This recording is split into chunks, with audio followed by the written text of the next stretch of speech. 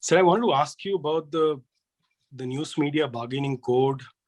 The pushback from Facebook and the subsequent deal that was signed, which seemed to have, where the government seemed to have maybe pulled back a little bit from its bargaining position. Also, this diplomatic outreach that happened simultaneously, especially when Facebook did the blockings, and there was this call that Prime Minister Morrison had made to world leaders, and Prime Minister Modi was one of the first ones who he'd called alongside, I think, Prime Minister Trudeau. So, if you can also tell us the idea behind the call, and whatever you can share about what happened, whether any commitments on jointly working on this sort of common issue.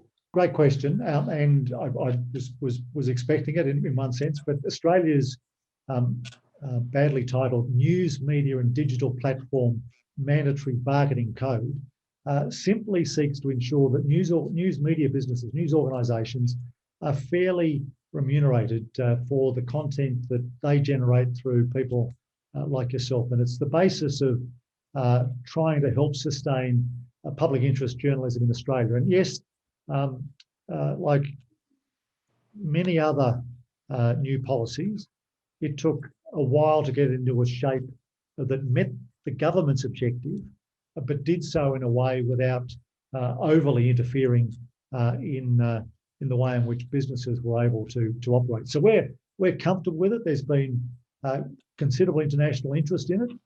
It's clearly a fair thing to do. I know that the French had already gone down a slightly different path, and Prime Minister Morrison had already spoken to President Macron.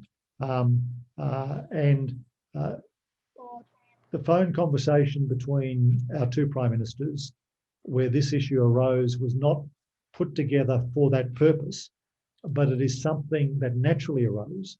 And we understand India, like other countries, has an interest in our experience with the bargaining code, and we'd be happy to share insights with them as we continue to implement the code across Australia. At the end of the day, people like you provide to readers like me a product. It might infuriate us at times, it might delight us at times, but ultimately you generate what newspapers and others rely on to keep their doors open. And they, as businesses, should be properly remunerated for that, and no one should be able to have a free ride on someone else's work.